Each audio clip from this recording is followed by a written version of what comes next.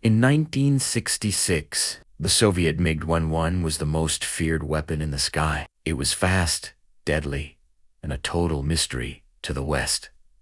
The Americans wanted it, the Israelis feared it, but the Iraqis owned it.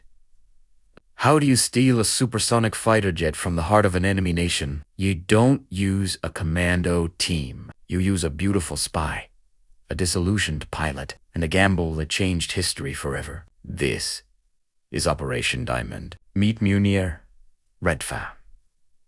He was one of the Iraqi Air Force's elite pilots, but on the inside, he was a man divided. As a Christian in a high-ranking military role, he felt mistreated and distrusted. Mossad Israel's legendary intelligence agency saw an opening. They sent a female operatic known only as Ginto Baghdad. She wasn't there for a casual chat. She offered Redfa the deal of a lifetime.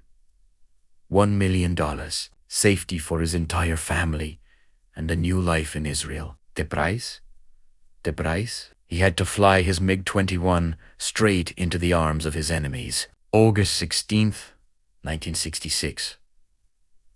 This was the day. Redfa took off for what looked like a standard long-range training mission. He insisted on a full tank of fuel. Once he reached the point of no return, he broke formation. He pushed the throttle to the floor, screaming across the desert at Mach 2. Behind him, Iraqi radar lit up. Ground control screamed for him to turn back. They even threatened to scramble interceptors to shoot him down. Redfa had one choice: fly faster. As he crossed the Israeli border, 2 Israeli Mirage fighters were waiting not to kill him, but to escort him. When the wheels touched the tarmac at Hatzer Air Base, the world shifted. Mossad didn't just hide the plane, they taunted the world. They painted the number 007 on its tail. It was the ultimate Bond move in the middle of the Cold War. Why did this matter? Because Israel let their top test pilot, Danny Shapira, fly the MiG. He found its blind spots. He discovered that at high altitudes, the engine could stall. 1 year later, the 6-day war broke out. Because of Operation Diamond, Israeli pilots knew exactly how to kill the MiGs. In just 6 days, the Arab air forces were decimated. Operation Diamond remains the most successful aerial heist in history. It proved that in the world of espionage, the most powerful weapon isn't a missile, it's the person behind the controls. Whenever Iran did not buy its MiG-21s from the Soviet Union.